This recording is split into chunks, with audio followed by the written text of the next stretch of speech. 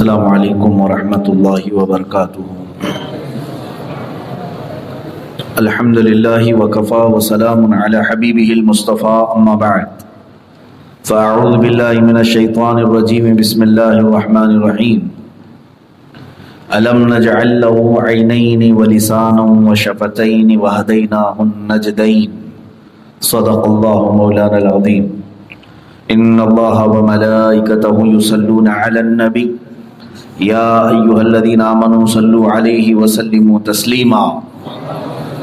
اللہم صل علی سیدنا ومولانا محمد معدن الجود والکرم وآلہ واصحابہ الکرام وابنہ الکریم وبارک وسلم صلاۃ دائمۃ سرمدا ابدا۔ عزیزان گرامی وقار، اللہ تبارک و تعالی قرآن عظیم میں یوں فرماتا ہے، کیا ہم نے تمہیں دو آنکھیں نہیں دیں، اور کیا ہم نے تمہیں زبان اور دو ہونٹ نہیں دیے؟ اور پھر ایک آیت ہے وَهَدَيْنَاهُ النَّجْدَيْنِ، اور پھر ہم نے تمہیں ہدایت دی دو ابھری ہوئی چیزوں کی طرف، یعنی خیر اور شر کی ہدایت ہر انسان کو اللہ نے دیا ہے۔ برائی پہچاننے کا طریقہ اور اچھائی کو سمجھنے کا سلیقہ ہر انسان کو پیدائشی ملا ہے، چاہے وہ کسی مدرسے میں گیا ہو نہ گیا ہو، چاہے وہ کسی اسکول میں پڑھا ہو نہ پڑھا ہو۔ انسان کی فطرت میں اللہ تعالیٰ نے یہ دو چیزیں ودیعت کی ہیں، خیر اور شر کو پہچاننے کا طریقہ۔ انسان جیسے ہی عقل میں آتا ہے، ہوش و حواس میں آتا ہے، اسے یہ سکھانے کی ضرورت نہیں ہوتی کہ آگ گرم ہوتی ہے، اسے سکھانے کی ضرورت نہیں ہوتی۔ انسان کو یہ بتانے کی ضرورت نہیں ہوتی کہ برف ٹھنڈا ہوتا ہے، وہ خود محسوس کر لیتا ہے۔ جو ہمارے اندر احساس کا ایک جذبہ ہے، یہ اللہ کی طرف سے دیا ہوا ہے۔ آپ دیکھیں، بچوں کو ہر چیز نہیں سکھائی جاتی، وہ ماحول میں رہتے رہتے اپنی عقل سے خود ہی محسوس کر لیتے ہیں کون سی چیز صحیح اور کون سی چیز غلط ہے۔ یعنی کبھی چھوٹے بچے ہی صحیح ابھی بولنے کے قابل ہوئے ہوں، کیا کبھی آپ نے ان کو دیکھا ہو کہ وہ غلاظت میں ہاتھ ڈال کر کے کھاتے ہو؟ نہیں کرتے۔ انسانی عقل کو اللہ تعالیٰ نے شرافت عطا کی ہے، لیکن وہی ہر لال اور پیلی دکھنے والی چیز اٹھا کر کے منہ میں ڈالتے ہیں۔ یہ اللہ تعالیٰ کی طرف سے ودیعت کی ہوئی چیزیں ہیں، خیر اور شر کو پہچاننے کا طریقہ۔ میں آج آپ کے سامنے دو ایسی چیزوں کو رکھنا چاہتا ہوں جو ہر ایک انسان کے جسم میں موجود ہے، اور ان میں افضل کون ہے مفضول کون ہے اس کا فیصلہ بعد میں کیا جائے۔ اللہ تعالیٰ نے ہر انسان کو جو دو محترم چیزیں دی ہیں، ان میں سے ایک عقل ہے اور دوسرا دل ہے۔ عقل کیا چیز ہے اور دل کیا چیز ہے، ان دونوں کو سمجھنے کی ضرورت ہے۔ عقل کا مطلب لوگ یہ سمجھتے ہیں جو بھیجا ہے، جو یعنی زر کے اندر جو بھیجا ہے، اسی کو عقل کہتے ہیں۔ اور دل کس کو کہتے ہیں؟ جو سینے کے اندر موجود ہے۔ یہ عام تصور یہی ہے۔ میرے عزیزوں، گوشت کے ٹکڑوں کا یہ نام نہیں ہے، سوچنے کی صلاحیت کا نام عقل ہے، احساس کرنے کا نام دل ہے۔ اور یہ دو چیزیں ختم ہو گئی تو نہ اس کے پاس عقل ہے نہ اس کے پاس دل ہے۔ اگر سوچنے اور سمجھنے کی صلاحیت ختم ہو گئی تو سمجھ لیں کہ وہ بے عقل ہے، اور احساس کرنے کا جذبہ ختم ہو گیا تو اس کے پاس دل بھی نہیں ہے۔ گوشت کا ٹکڑا تو اندر ہے، لیکن اس کی جو تاثیر تھی وہ ختم ہو جائے گی۔ دونوں کی فطرت الگ الگ ہے، عقل کی بھی اور دل کی بھی۔ دونوں چیزیں میں بتاتا ہوں، آپ کے پاس بھی ہے، ہمارے پاس بھی ہے۔ یہ اولیاء کاملین کے تصوف کی تعلیمات میں سے ہے جو میں آپ کو آج ذکر کر رہا ہوں۔ عقل کی فطرت کیا ہے اور دل کی فطرت کیا ہے؟ دل بہت جلدی کسی کو بھی اپنا لیتا ہے، عقل جلدی دوستی نہیں کرتی، دونوں میں فرق ہے۔ دل احساس بہت جلدی کرتا ہے، نرم بھی ہو جاتا ہے، لیکن عقل جلدی نرم نہیں پڑتی۔ دل بغیر دلیل کے مان لیتا ہے اور عقل دلیل کی کھوج میں رہتی ہے ہمیشہ۔ اسی لیے دیکھیں بہت عقل والے جو ہے وہ حجت بھی زیادہ کرتے ہیں، اور دل یہ بہت زیادہ دلیلیں نہیں ڈھونڈتا، بہت جلدی ایکسیپٹ کر لیتا ہے۔ دونوں کی فطرت الگ الگ ہے۔ یہ باتیں میں اس لیے عرض کر رہا ہوں کہ اگر ان دونوں کو آپ ملا کر کے نہیں چلیں گے تو ایک بڑی جنگ دونوں کے درمیان چلتی رہے گی، عقل کی اور دل کی۔ عقل کو دلیل چاہیے اور دل دلیل نہیں دیکھتا، اسی لیے محبت کرنے کا تعلق عقل سے نہیں ہے، دل سے ہے۔ جو بھی بندہ محبت کرتا ہے عقل نہیں کرتی بلکہ دل محبت کرتا ہے۔ نفرت کرنے کا بھی تعلق دل سے ہی ہے، عقل سے نہیں ہے۔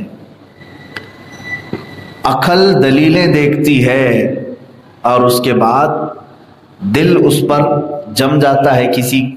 کبھی ایسا ہوتا ہے کہ عقل اور دل کے اندر جھگڑا ہوتا ہے، عقل کچھ اور کہتی رہتی ہے لیکن دل اسے نہیں مانتا۔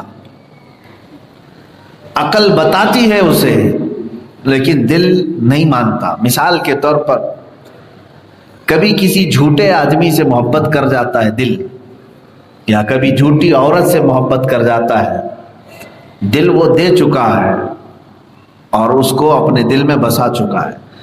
عقل ساری دلیلیں دیکھتی ہے اور بتاتی ہے اس کے اندر خرابیاں ہیں، لیکن دل اس کی نہیں مانتا، عقل کی وہ نہیں مانتا۔ میرے عزیزوں، کبھی کبھار عقل اچھے فیصلے کرتی ہے اور کبھی کبھار برے فیصلے بھی کر جاتی ہے۔ مثال کے طور پر جو کفار و مشرکین ہیں یہ اپنے بتوں کو دل دے بیٹھے ہیں، خدا سمجھ لیا، دل مان لیا ان کا، لیکن ان کی بھی عقل کہتی ہے یہ خدا کیسے ہو سکتا ہے۔ عقل دلیلیں دیکھتی ہے، عقل اسے بھی بولتی ہے کہ تو کیسا آدمی ہے، تو اپنے ہاتھوں سے بنایا اسے، کیسے تو خدا مان رہا ہے، لیکن وہ اس کی بات کو نگلیکٹ کرتا ہے، نہیں میں عقل کی نہیں مانوں گا۔ تو کبھی کبھار دل جو ہے عقل کے تابع نہیں آتا تو اس کے نقصانات بھی ہوتے ہیں، اور کبھی تابع ہو جاتا ہے تب بھی نقصانات ہوتے ہیں۔ دونوں بات سمجھیں آپ، دل اگر عقل کی کوئی بات نہ مانے تو بھی نقصان ہے، اور دل اگر عقل کی ہر بات مانے تو بھی نقصان ہے، کیونکہ ہر بات اگر اس کی ماننے لگ جاؤ گے تو پھر عقل جو ہے کسی دن تمہیں یہ بھی کہنے لگے گی کہ خدا سے پہلے کون تھا۔ یہ عقل سوچتی ہے، یہ سوچنے کا سارا تعلق عقل میں ہے۔ ایک کیسے ہو سکتا ہے اتنی ساری چیزوں کو چلانے کا؟ تو دل اگر ہر بات اس کی عقل کی ماننے لگ جائے تب بھی گمراہ ہو جائے گا، اور اگر کچھ بھی نہ مانے تب بھی گمراہ ہے۔ تو کرنا کیا ہے اس کو؟ دونوں کے درمیان تطبیق کیسے ہو، تال میل کیسے ہو، وہی میرا نقطہ بیان ہے۔ عقل کو اللہ تعالیٰ نے بڑی قوت بخشی ہے۔ میں پہلے دونوں کو تال میل کیسے ہو سکتا ہے یہ میں بتا دوں، اصول کیا ہے ان دونوں کو لے کر چلنے کا۔ عقل کو اللہ تعالیٰ نے اتنی عزت بخشی ہے کہ جس آدمی کے اندر عقل زیادہ ہو، دیکھیں دنیا میں اس کی عزت بھی زیادہ ہے۔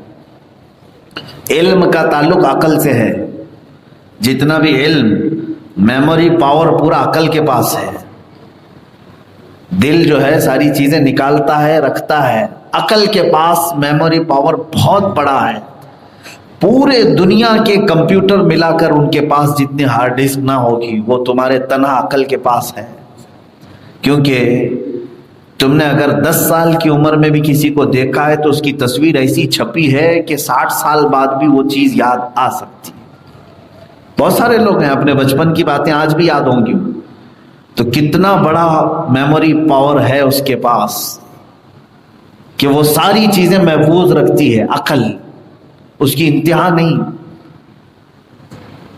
کہ گیگا بائٹ ہے کہ ٹیرا بائٹ ہے، کون سا بائٹ ہے یہ اب تک ہمیں معلوم بھی نہیں. عقل کو اللہ تعالیٰ نے وہ قوت بھی بخشی ہے کہ ہر چیز کو مسخر بھی کرتا ہے. یعنی شیخ سعدی رحمۃ اللہ علیہ فرماتے ہیں ایک انسان ہاتھی کے اوپر بیٹھ کر جا رہا تھا، ہاتھی کے اوپر بیٹھ کر جا رہا تھا تو نیچے کھڑا ہوا کوئی ایک آدمی پوچھنے لگا، ارے میاں تم اتنے بڑے جانور کو، اتنے بڑے جانور پر بیٹھ کر کے کیسے جا رہے ہو؟ تو بیٹھے ہوئے آدمی نے کہا اللہ نے جو عقل دیا ہے وہ تو استعمال کیا ہوتا تو بھی بیٹھا ہوتا. اس کے کہنے کا مطلب یہ ہے کہ جس کے اوپر میں بیٹھا ہوں اس کے پاس عقل نہیں. جانوروں کو اللہ نے عقل نہیں دی، سوچنے سمجھنے پڑھنے لکھنے کی صلاحیتیں ان کے پاس نہیں، لیکن انسانوں کو دی. اور اسی عقل کی بنیاد پر ہی تم شیر کو بھی مسخر کر سکتے ہو، دنیا کی ہر طاقت کو تم کنٹرول میں لانے کی قوت رکھ سکتے ہو. مجھے بتاؤ آج ہوا میں اڑنا تو صرف پرندوں کا کام تھا، لیکن کسی بندے نے عقل کا استعمال کر کے مشینوں کو بھی اڑنے کے قابل بنا دیا. ہزاروں لاکھوں کا سفر آج ایروپلین میں ہوتا ہے. ایک مشین کو میٹل پر اگر محنت کرتا ہے انسان تو اسے کیا سے کیا بناتا ہے. عقل ہے یہ. عقل کا استعمال جہاں جہاں ہوا وہ چیزیں ترقی کی ہیں. یہ دنیا میں جتنی بھی ایجادات ہیں یہ کیسے ہوئی؟ عقل کے استعمال سے. تم یہ اور بات ہے، اللہ کا فضل ہے، انسان کو اللہ نے وہ عقل دیا ہے. کل ہی میں ایک بات پڑھ رہا تھا، جابر بن حیان کا نام سنا ہوگا، کیمسٹری کا باوا آدم جسے کہا جائے. علم کیمیا ہم اردو میں کہتے ہیں، اور ہمارے سائنس پڑھنے والے بچے کیمسٹری تو جانتے ہوں گے. کیمسٹری میں جابر بن حیان کو اگر نکالا جائے تو میرا چیلنج ہے دنیا میں کوئی یونیورسٹی آج باقی نہیں رہے گی.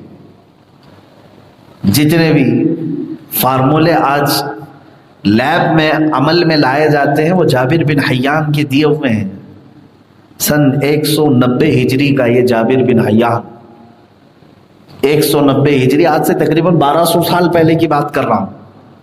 اس زمانے میں صرف عمر ان کی 16 سے 26 سال کے بیچ میں چھوٹے سے ایک گھر میں تجربے کرتا رہتا تھا. قرا امبیک نام سے ایک آلہ بنایا جو آج بھی ہر لیبارٹری میں پائی جاتی ہے عمل تصعید کے لیے. عمل تصعید کہتے ہیں ببلیمیشن انگلش میں غالباً اس کو، یعنی کسی کی بھی ایسیڈ کو اڑا دینا، اس کا جوہر نکال دینا، یہ کسی کو نہیں معلوم. یہ پہلا انسان ہے جابر بن حیان، نائٹرک ایسیڈ بنانے والا اور نہ جانے کیا کیا تیزاب بنانے والا. کیمسٹری کی دنیا میں ہر چیز ایجاد کر کے رکھ دیا. صرف 26 سال کا. عقل کیا تھی؟ جس چیز پر محنت کیا دنیا کو ایک نئی چیز لا کر کے دیا. تو اللہ تعالیٰ نے جو عقل دیا ہے اس کی وسعت بہت زیادہ ہے.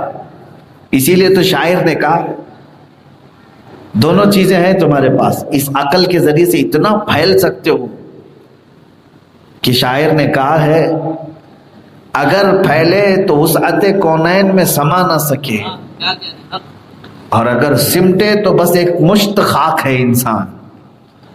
اگر سمٹ گیا، اسے کچھ کرنا ہی نہیں ہے تو صرف ایک مٹھی بھر مٹی ہے یہ، اور کچھ بھی نہیں ہے. اور اگر پھیل گیا تو پھر کونین کی وسعت میں سما نہیں سکے گا. اتنا علم آ سکتا ہے، یہ عقل ہے. تو میں عقل کی تھوڑی سی فضیلت عرض کر رہا تھا، لیکن ایک بات یاد رکھنا، غرور، تکبر، حسد، جلن، یہ تمام صفات عقل کے پاس ہی ہیں. اکڑنا، گھمنڈ کرنا یہ عقل کا ہی کام ہے. دل نہیں کرتا یہ سب چیزیں. دل بیچارہ دیوانگی اور عشق مجازی، عشق حقیقی میں مبتلا رہتا ہے.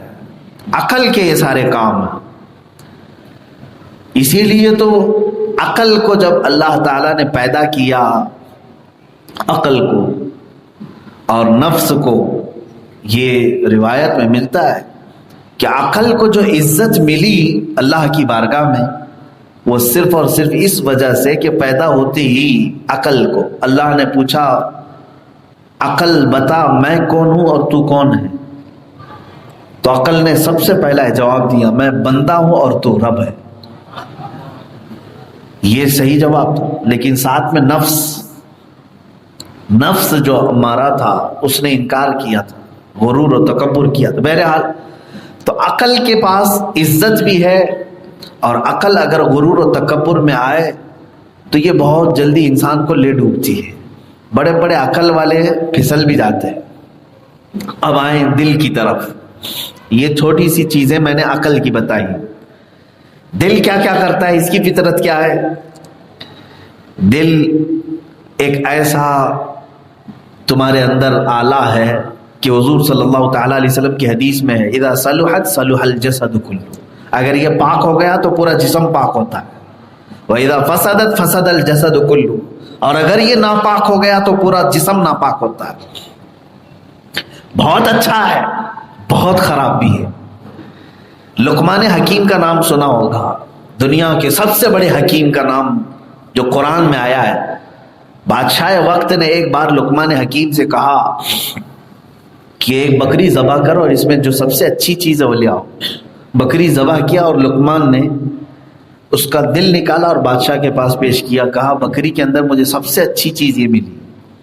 دوسرے دن بادشاہ نے ایک اور بکری دی، کہا اس کو ذبح کرو، سب سے بری چیز لے آؤ۔ ذبح کیا، پھر دوسرے دن دل ہی پیش کیا، کہا سب سے بری چیز بھی یہی ہے۔ کھائیے کیسے؟ کھا ایسی ہی ہے کہ ایک حوض کی مانند ہے، اس میں پانی اچھا ڈالو تو ساری ٹوٹیوں میں نلوں میں اچھا ہی پانی آتا ہے، اور یہ گندا پانی بھر دیا جائے تو پھر ہر ٹوٹی سے ہر نل سے گندا پانی نکلتا ہے۔ تو جسم کے اندر یہ بادشاہ ہے دل، اگر صاف رہتا ہے تو ہاتھ بھی اچھا کام کرتے ہیں، آنکھ بھی اچھا دیکھتی ہے، زبان بھی اچھا بولتی ہے، اور دل کے اندر اس نے خرابیاں بھر دی تو پھر ہر عضو برائیاں کرتا ہے۔ تو دل کا بھی بڑا معاملہ ہے۔ اچھا یہ فیصلہ نہیں ہو پایا کہ عقل بادشاہ ہے کہ دل بادشاہ ہے،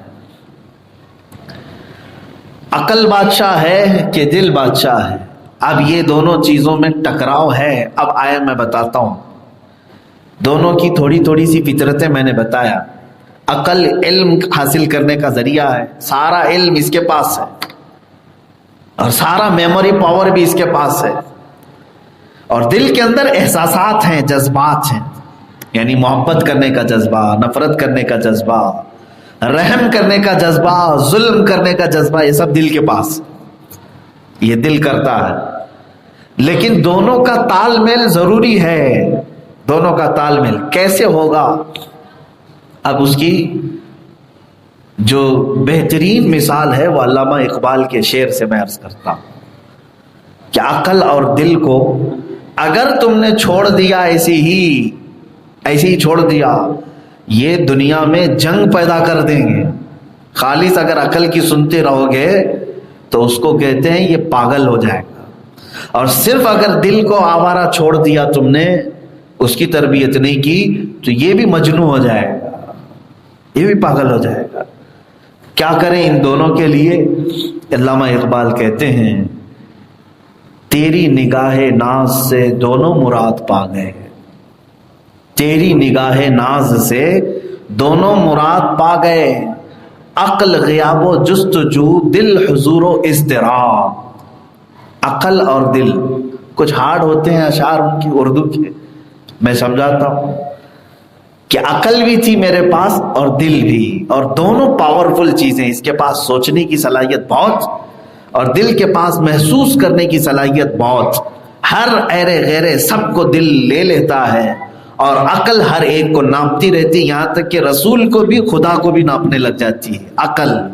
ان دونوں کو لگام کسنے کے لیے اور سیدھے راستے پر لانے کے لیے ایک ہی حل ہے، علامہ اقبال نے کہا ہے، وہ ہے نگاہ مصطفیٰ پڑ جائے، نبی کونین صلی اللہ تعالی علیہ وسلم کے تربیت میں ان دونوں کو لاؤ گے تبھی ان دونوں کا تال میل ہو سکتا ہے، اور اگر اس مرشد اعظم سے الگ کرو گے تو پھر یہ بھی تماشا مچائے گی، وہ بھی تماشا مچائے گا ہمارے لیے۔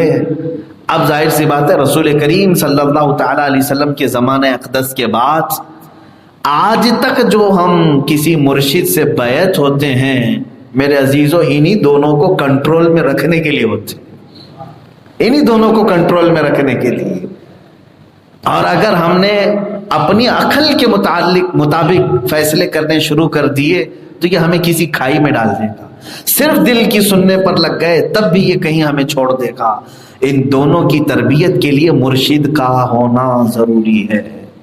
جیسے آپ کو میں بتاؤں، منصور حلاج کا نام سنا ہوگا آپ نے، ایک ایسے اولیاء کاملین کی فہرست میں نام بڑا متنازع نام ہے، اور اہل حدیث سلفی اور وہابی تو ان کے نام سے چڑھتے ہیں، کتراتے بھی ہیں، اور کہتے ہیں وہ ایک کافر آدمی تھا تم اس کو ولی میں شمار کرتے ہو۔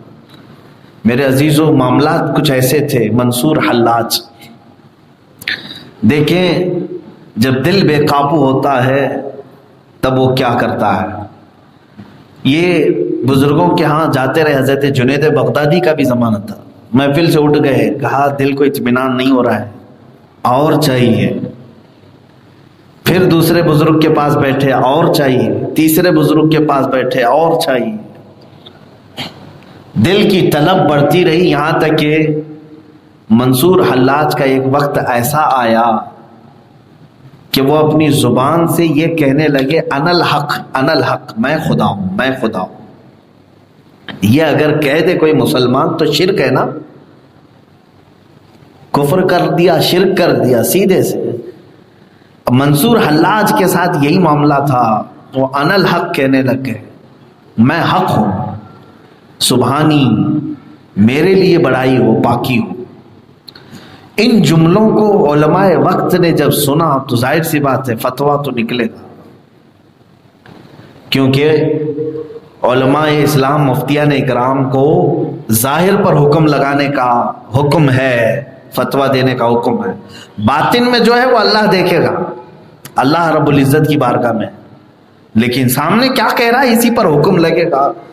منصور حلاج کو علماء اکرام نے کفر کا فتویٰ دیا، کہا کہ یہ شخص گمراہ ہو گیا، بہک گیا، لیکن جو قریبی تھے وہ کہتے تھے کیسا یہ بہک سکتا ہے، علم معرفت و طریقت میں بہت آگے تک پہنچا ہوا ہے، یہاں تک کہ خلیفہ وقت کے پاس لایا گیا، اور منصور حلاج سے پوچھا خلیفہ نے کہ بتاؤ تم جو کہتے ہو وہ بات صحیح ہے؟ انہوں نے کہا بالکل نہیں، میں اپنے آپ کو کبھی خدا نہیں کہتا، میں نے کبھی آج تک اپنے آپ کو خدا نہیں کہا، میری مجال کیا ہے؟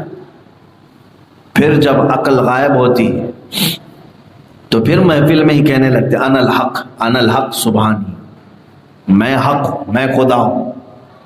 سبحان اللہ کہنا چاہیے، سبحانی، میرے لیے پاکی ہو، میرے لیے عظمت ہو۔ خلیفہ وقت نے قتل کا حکم دے دیا، کہا کہ اس شخص کو قتل کر دیا جائے، مار دیا جائے۔ منصور حلاج ایک ایسا نام ہے کہ ان کے قتل کا حکم آیا تب بھی وہ مسکراتے رہے۔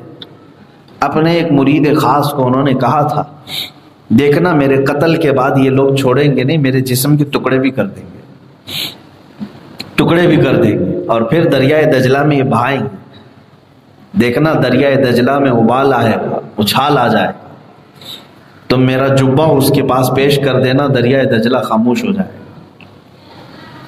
یہ منصور حلاج نے پہلے ہی کہا تھا۔ خلیفہ وقت کے حکم کے مطابق منصور حلاج کو قتل کر دیا گیا، لیکن ہوا کیا ہے جانتے ہیں؟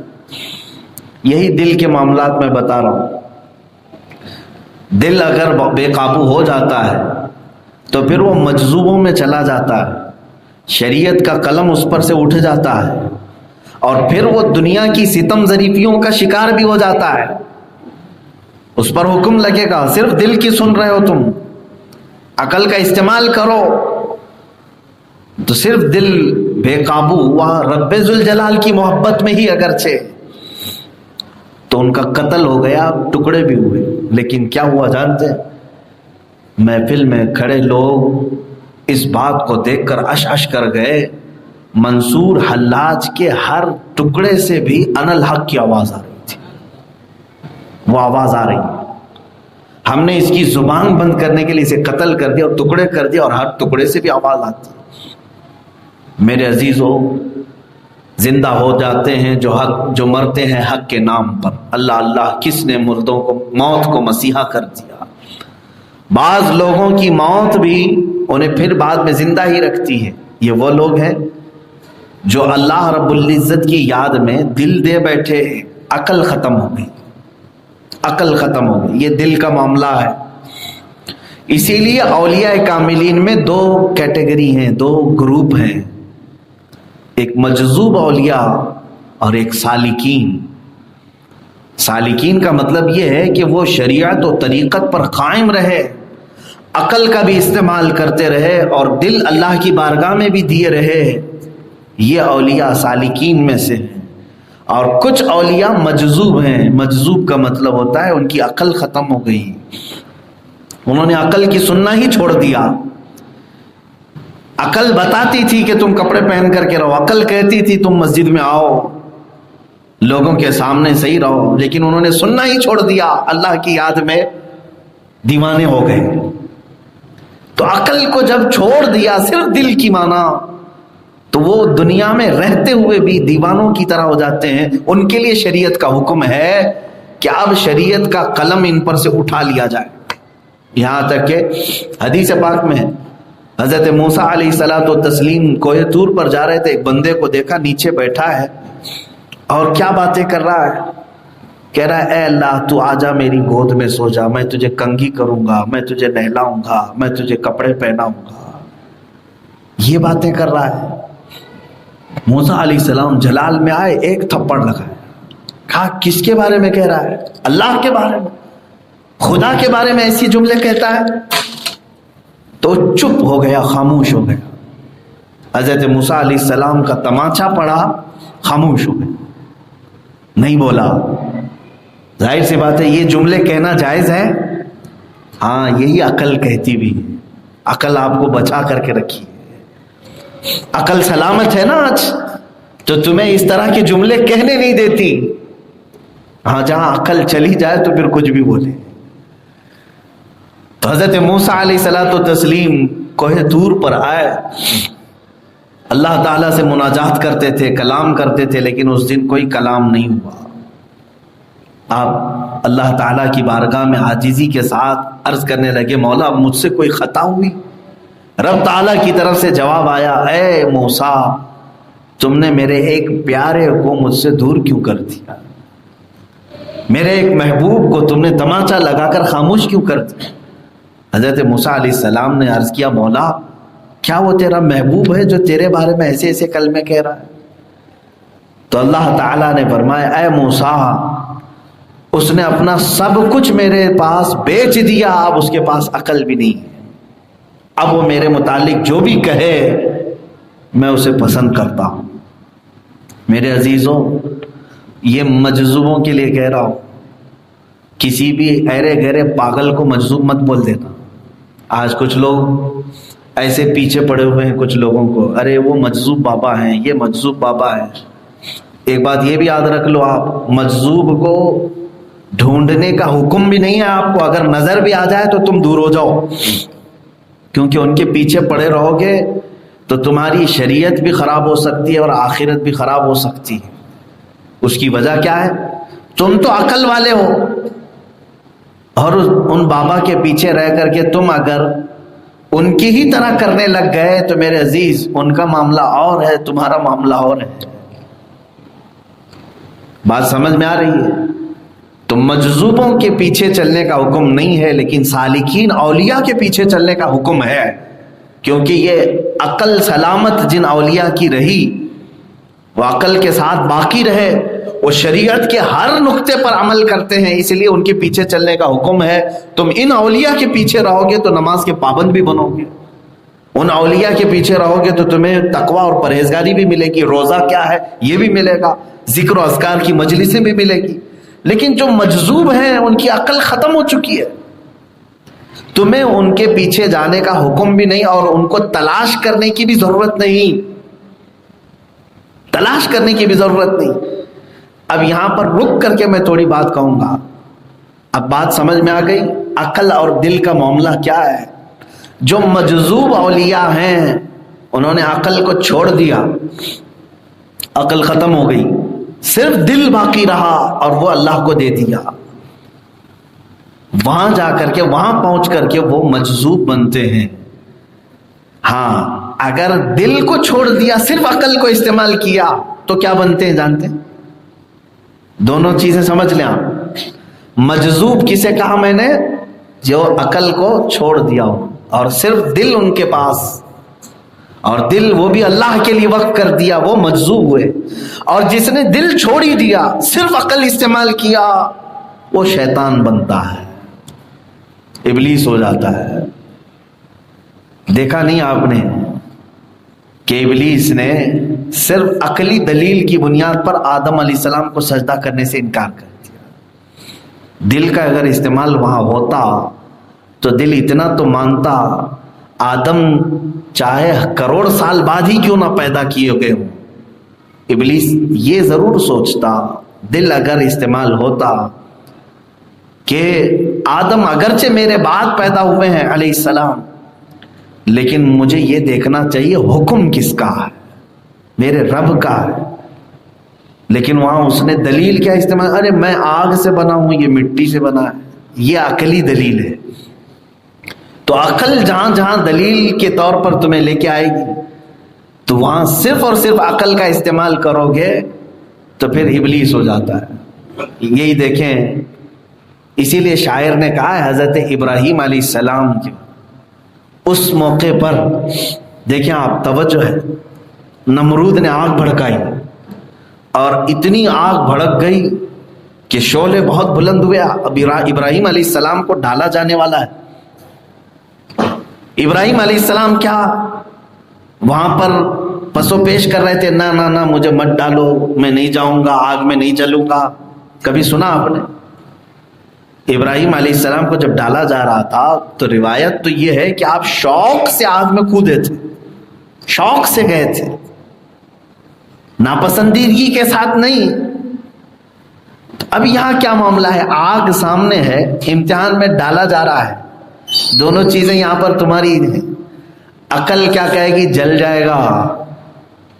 عقل کو معلوم ہے کہ آگ گرم کرتی ہے, جلاتی ہے. اب یہاں ابراہیم علیہ السلام نے کس کی سنی تھی؟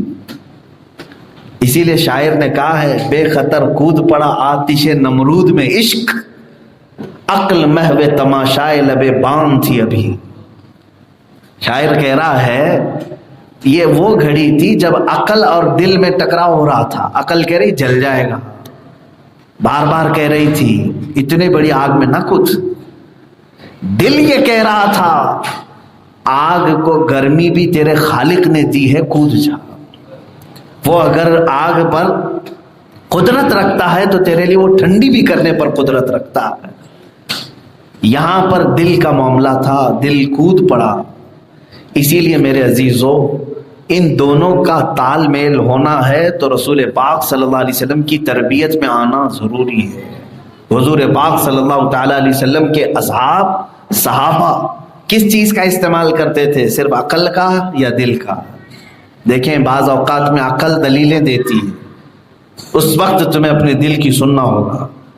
نوجوان دولہا ہے, آج شادی کیا ہوا ہے, اپنی عورت کے ساتھ سہاگ رات منا رہا ہو اور باہر سے اعلان ہو رہا ہے کہ رسول پاک صلی اللہ تعالیٰ علیہ وسلم جہاد میں چل رہے ہیں.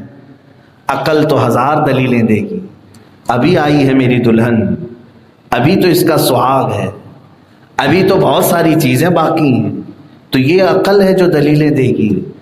حنظلہ رضی اللہ تعالیٰ عنہ صحابی رسول, پہلی رات کے دولہے نے عقل کی دلیلیں نہیں مانی بلکہ اپنے دل کو مانا کہ یہ رسول پاک کا دیوانہ تھا, بستر چھوڑ دیا اور چل پڑے.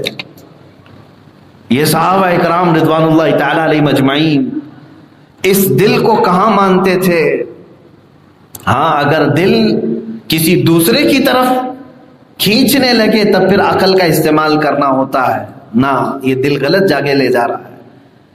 اور ایک مثال میں آپ کو بتا دوں. آپ دیکھیں حضور اکرم صلی اللہ تعالیٰ علیہ وسلم اعلان فرما رہے ہیں کہ جہاد میں اپنے اپنے جوانوں کو بھیج دو. خاتون ہے مدینے کی، 2 سال کا بچہ لے کر کے حضور کے پاس آئی قربان کرنے کے لیے. آپ کو معلوم ہے عقل بڑی دلیلیں دے گی. بچہ ہے، دودھ پیتا ہے، چھوٹا ہے، آنکھوں کا تارا ہے، گھر میں اسی سے روشنی ہے، یہ تمام دلیلیں عقل کی ہیں. لیکن اس صحابیہ نے اپنے دل کی مانی. کہا یہاں حکم رسول اللہ کا ہے، میرے آقا صلی اللہ تعالیٰ علیہ وسلم نے فرمایا ہے تو میں نے دل ان کو دیا ہے، تو پھر دل کو ماننا ہوگا. اسی لیے امام اہل سنت فاضل بریلوی رضی اللہ تعالیٰ عنہ نے فرمایا ہے دیکھو آپ سب اپنے دل کو اتنا مضبوط کرو کہ یہ دل مجازی عشق میں نہ جائے، پھر دیکھنا یہ دل تمہیں بہت کمال تک پہنچائے گا، بہت کمال تک پہنچائے گا. سر ہے وہ سر جو تیرے نام پہ قربان گیا، دل ہے وہ دل جو تیری یاد سے معمور رہا، سر ہے وہ سر جو تیرے نام پہ قربان گئے. یہ اعلیٰ حضرت نے فرمایا عزیزان گرامی وقار تمہارے پاس عقل بھی ہے اور دل بھی ہے، اور ان دونوں کو اگر تم نے آوارہ چھوڑ دیا تو یہ تمہارا تماشا بنا دیں گے. عقل کو بھی اور دل کو بھی رسول پاک کی غلامی میں جب تک نہیں دو گے ان دونوں کا تال میل نہیں ہوگا. عقل تمہیں ٹھنڈیوں میں سلا دے گی، بستر کی فضیلت بیان کرے گی. عقل بستر کی فضیلت بیان کرے گی اور ٹھنڈیوں میں مزے کیسے ہوتے ہیں یہ عقل دلیلیں دیتی رہے گی. اور اس وقت اگر تم نے دل کی سنی کہ میرا دل تو رسول پاک کو دیا ہوا ہے اور میرے نبی نے فرمایا ہے میری آنکھوں میں نماز میری آنکھوں کی ٹھنڈک ہے، تو تم اگر اس وقت دل کی سن کر کے اٹھو گے تو تم بڑی فضیلت کو پالو گے، بڑے کمال کو پہنچو گے. اسی لیے عقل کو تابع کرو اور دل کو تابع کرو رسول پاک کے. آخری حدیث میں عرض کرتا ہوں، اللہ کے نبی صلی اللہ علیہ وسلم نے فرمایا لا یؤمن احدکم حتی یکون ہواہ تبعا لما جئت بہ.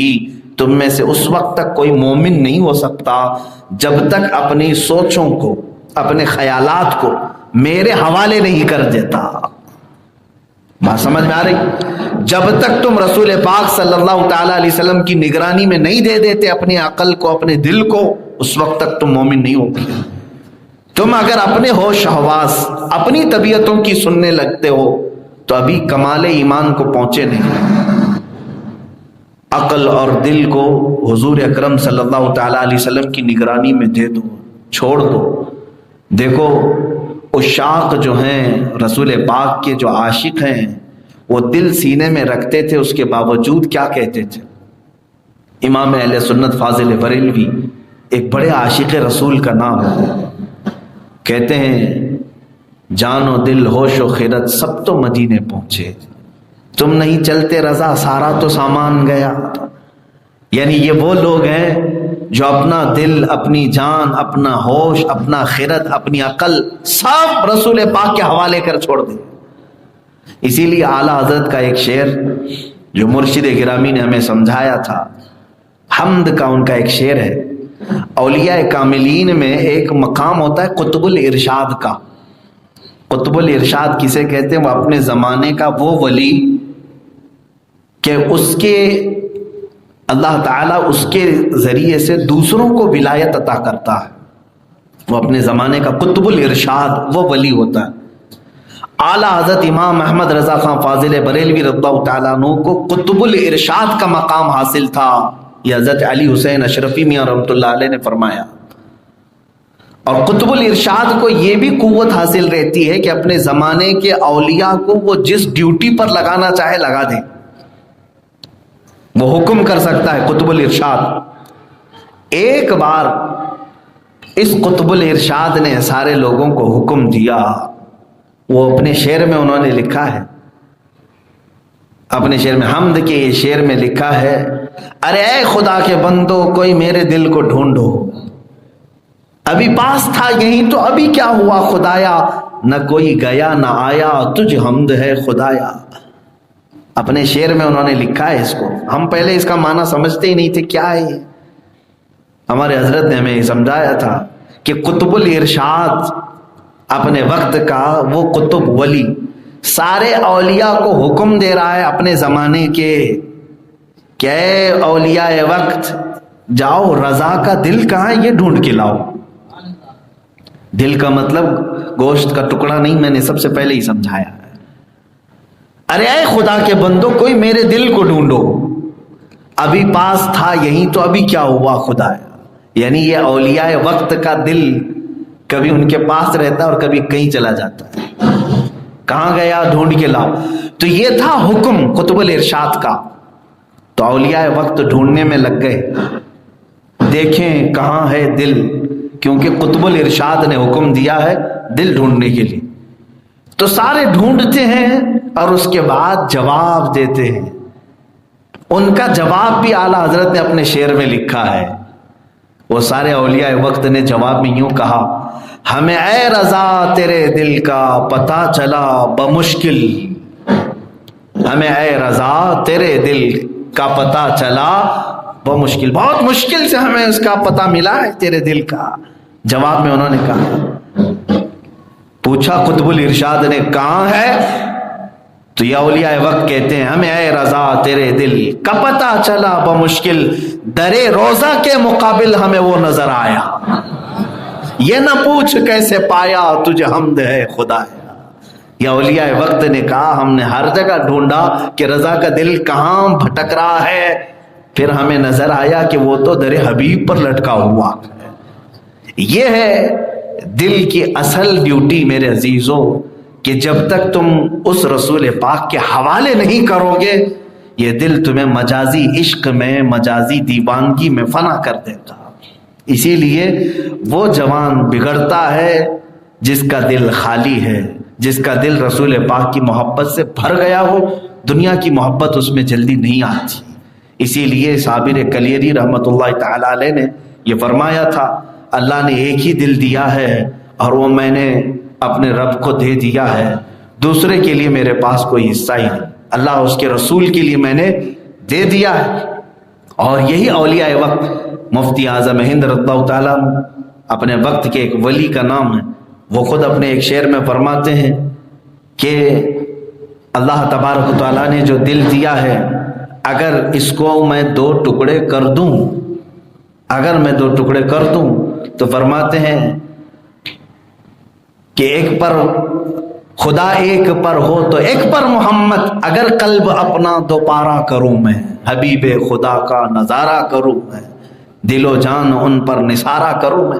کہتے ہیں خدا ایک پر ہو تو ایک پر محمد, اگر قلب اپنا دوپارہ کروں میں, اگر میں اپنے دل کے 2 ٹکڑے بھی کر دوں تو تمہیں نظر آئے گا ایک ٹکڑا اللہ کے لیے وقف کیا ہوا ہے, دوسرا محمد عربی کے لیے. یہ ہے اولیاء کی تعلیمات, یہ ہے تصوف. میرے عزیزوں کے دل کو جب تک تابع نہیں کرو گے. حضرت ابو بکر شبلی رضی اللہ تعالیٰ عنہ سے پوچھا گیا, اب ہمارے ذکر کا وقت قریب ہے, آپ سے پوچھا گیا کہ اللہ تبارک و تعالیٰ کا ذکر کرنا ہے. دیکھیں یہاں پر بھی عقل بھی ہے اور دل بھی ہے. جب ہم مجمع میں ہوتے ہیں, اچھا یہ ابھی جو بیٹھا ہوا ہے عقل والوں کا مجمع ہے, عقل والوں کا مجمع ہے, اور جہاں ہاتھ پیر پھیل گئے, کپڑے نکل گئے, تو سمجھ لو پھر وہ عقل والا نہیں ہے. عقل جو ہے اپنے آپ کو سمیٹ کر کے بٹھاتی ہے, لوگ دیکھ رہے ہیں مجھ کو, اپنے آپ کا خیال کرواتی ہے. ہاں کپڑے صحیح سمت میں ہوں, پیر صحیح ہوں, کوئی ایسا غلط کام دکھتا نہیں. ہاں عقل جب سو جاتی ہے اور صرف دل رہتا ہے تب وہ پھیل جاتا ہے, کچھ بھی کرتا ہے. تو ابو بکر شبلی رضی اللہ تعالیٰ عنہ سے پوچھا گیا کہ اللہ تبارک و تعالیٰ کا ذکر کرتے رہیں, مٹھاس کب ملے گی اس کی, اس ذکر کی لطافت, اس کی حلاوت, اس کی لذت کب ملے گی؟ کتنا بڑا جواب دیتے ہیں. فرماتے ہیں جب تک عقل کے ساتھ ذکر کرتا رہے گا مٹھاس نہیں ملے گی. بات سمجھ میں آ رہی ہے؟ جب تک عقل کے ساتھ ذکر کرتا رہے گا مٹھاس نہیں ملے گی. مطلب یہ ہے کہ تم اللہ رب العزت کے ذکر میں کھڑے ہو لیکن سوچ رہے ہو کچھ اور بھی، میرا بغل والا مجھے دیکھ رہا ہے، میں کہاں کھڑا ہوں یہ بھی خیال ہے، مجھے سامنے شیخ ہیں، مولانا ہیں، امام ہیں، دیکھ رہے ہیں، پتہ نہیں کیا ہو رہا ہے، اور میری آواز زیادہ ہو رہی ہے کم ہو رہی ہے اس کا بھی مجھے ہوش ہے، خیال ہے۔ اور یہ سب چیزیں جب نکل گئی عقل سے، عقل وہاں ساتھ چھوڑ دے، تب حضرت شبلی فرماتے ہیں تب تجھے ذکر کی حلاوت ملے گی۔ ابھی آپ کے لیے نہیں ہے یہ بات، ابھی ذکر کے حلقے میں نہ کریں، لیکن حضرت ابوبکر شبلی فرماتے ہیں تجھے ذکر کی حلاوت اس وقت ملے گی جب لوگ تجھے دیوانہ کہنے لگے، تجھے پاگل سمجھنے لگے، یعنی تو عقل کے ساتھ نہیں ہے۔ میرے عزیزوں، یہی تو بات مفتی اعظم ہند رحمۃ اللہ تعالیٰ علیہ کے زمانے میں ایک مجذوب تھے، وہ صرف تہبند پہن کر کے رہتے تھے، صرف لنگی پہنے رہتے تھے، اور ایک کنارے جہاں کچرے لوگ پھینکتے تھے وہیں بیٹھے رہتے تھے اکثر۔ ایک صاحب وہاں سے جا رہے تھے تو اس مجذوب بزرگ نے بلایا، کہاں جا رہے ہو؟ بڑے مولانا کے پاس جا رہے ہو؟ مفتی اعظم ہند کو بریلی میں اس وقت بڑے مولانا کہتے تھے۔ کہا ہاں وہیں جا رہا ہوں۔ ایک نیچے کچرے میں پڑا ہوا کاغذ کا ٹکڑا اٹھایا، انگلی سے یوں یوں کیا اور کہا جاؤ بڑے مولانا کو دے دو، تمہارے بڑے مولانا کو دے دو۔ تو آئے محفل میں بیٹھے اور ڈرنے لگے، کچھ ہے ہی نہیں اس میں، کاغذ کا ٹکڑا ہے، انگلی گھما کے دیا ہے، دوں کہ نہ دوں یہ سوچتے رہے صاحب۔ محفل جب ختم ہونے کے قریب تھی تو ڈرتے ڈرتے انہوں نے کہا کہ حضور وہ فلاں جگہ کانکر ٹولے نام ہے بریلی میں، وہاں ایک بابا بیٹھے رہے تھے، میں آ رہا تھا تو انہوں نے انگلی سے یوں کر کے دیا ہے، مجھے ڈر لگ رہا تھا کہ آپ کی بارگاہ میں پیش کروں نہ کروں۔ تو مفتی اعظم ہند نے وہ لے لیا، ولی را ولی می شناست، ولی کو ولی پہچانتا ہے۔ مفتی اعظم ہند نے دیکھ کر کے مسکرایا، کہا کچھ ہے تو نہیں اس کے اندر، کچھ لکھا ہوا نہیں ہے۔ آپ نے بھی اپنی انگلیوں گھمائی اور دیا کہ جاؤ بابا کو دے دو۔ تو وہ صاحب آئے، وہ نہ ادھر کی تحریر انہیں معلوم تھی نہ ادھر کی تحریر۔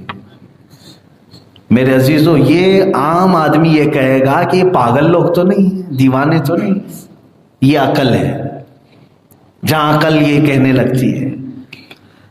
اب وہ ٹکڑا کاغذ کا لے کر کے آیا، وہ بابا بیٹھے ہوئے تھے بھی، تو ان کے پاس اس نے دے دیا کہ بڑے مولانا نے واپس تمہاری چٹھی بھیج دی ہے۔ وہ لیتے ہیں اور لے کر کے اس کاغذ کو نیچے ڈال دیا اور اپنی جو لنگی تھی تہبند وہ بھی کھول دیا اور ننگے ہو کر کے چلے گئے، جو کپڑا پہنے تھے وہ بھی اتار دیا اور چلے گئے۔ تو یہ سوچنے لگا یہ کیا مسئلہ ہے، میں چٹھی دیا اس سے پہلے تک تو تہبند پہنے ہوئے تھے، اس کے بعد وہ بھی انہوں نے اتار دیا۔ وہ گھبرایا ہوا مرید واپس مفتی اعظم کے پاس آیا، کہا کہ حضور مجھے سمجھائیں نہیں تو میں پاگل ہو جاؤں گا، کیونکہ صرف عقل یہ سب چیزیں نہیں سمجھ سکے گی، عقل کو ظاہری اسباب ضروری ہیں، دلائل چاہیے۔ یہ کیا تھا یہ معاملہ؟ تو حضرت مفتی اعظم ہند رضی اللہ تعالیٰ عنہ نے اسے سمجھایا کہ وہ اس علاقے کے مجذوب تھے، انہوں نے اپنی عقل یاد الہی میں فنا کر دی ہے، وہ اللہ کے ذکر میں محو ہو کر اپنی عقل کھو چکے ہیں، اور ان کے لیے شریعت کا حکم ہے کہ شریعت کا کوئی قلم ان کے اوپر نہیں لگے گا۔ جس کو عقل ہے اسی پر تو نماز فرض ہے نا، عقل ہو تو نماز ہے، عقل ہو تو روزہ ہے، عقل ہو تو عبادات ہے، عقل نہیں ہے تو کچھ بھی نہیں ہے۔ تو مفتی اعظم ہند رضی اللہ تعالیٰ عنہ نے فرمایا کہ وہ مجذوب ہیں، انہوں نے مجھ سے سوال کیا تھا لکھ کر کے، کہا کہ بڑے مولانا صاحب یہ بتائیں کہ جو بندہ اپنے خالق اور اپنے محبوب کی یاد میں ساری دنیا چھوڑ دیا ہے، ساری دنیا چھوڑ دیا، کچھ بھی نہیں ہے اس کے پاس سوائے ایک تہبند کے، ایک لنگی کے، اس کے علاوہ میرے پاس کچھ نہیں ہے، لیکن عقل ابھی بھی یہ کہتی ہے کہ یہ لنگی اتارے گا تو لوگ کیا کہیں گے، لوگ کیا کہیں گے، لوگ کیسے دیکھیں گے۔ تو کیا آپ کی شریعت اور آپ کا مسئلہ یہ مجھے اجازت دیتا ہے کہ میں اپنے خالق اور مالک کی یاد میں یہ بھی چھوڑ دوں؟ مفتی اعظم ہند فرماتے ان کا یہ سوال تھا، میں نے جواب میں یہ لکھا کہ جس کے پاس اب اللہ کی یاد میں ہوش بھی نہیں رہا اسے تہبند کی بھی ضرورت نہیں ہے، جس کے پاس عقل بھی نہیں رہ گئی، ارے جس کو کھانے پینے کا احساس نہیں ہے کہ کھانا کب کھانا چاہیے کب نہیں، یہ مجذوب اولیاء وہ ہوتے، تو آپ نے فرمایا اس کو نہ تہبند کی ضرورت ہے نہ لباس کی ضرورت ہے، کیونکہ وہ اپنے آپ کو فنا کر چکا ہے۔ کہا میں نے یہ جواب لکھا ہو، جواب کے بعد انہوں نے جو کیا تم نے دیکھا۔ میرے عزیزو یہ تمام باتیں آپ کے سامنے میں صرف آج موضوع سے ریلیٹڈ تھی اسی لیے عرض کر رہا ہوں، پھر میں آپ کو تنبیہن کہتا ہوں کسی بھی جھوٹے بابا کے پیچھے نہ پڑ جانا، نہ مجذوب کو ڈھونڈنے کی فکر کرنا۔ بعض لوگ اب یہاں کہتے ہیں یہ چبھتی ہوئی باتیں ہیں کہ ہمارے پیر صاحب نماز نہیں پڑھتے، کیوں میاں کیوں نہیں پڑھتے؟ پاگل ہیں، پاگلوں پر نماز نہیں ہے، یا مجذوب ہیں، مجذوب ہونا چاہیے، یا تو نماز نہیں ہے ان کے اوپر۔ مجذوب تو دکھتے نہیں ہیں، کھا رہے ہیں پی رہے ہیں سب موٹے ہو رہے ہیں اچھے ہیں، مجذوب بھی نہیں پاگل بھی نہیں۔ میرے عزیزو جو سالکین ہیں مرشد، جو مشائخ، وہ شریعت پر پورا عمل کر کے دکھاتے ہیں۔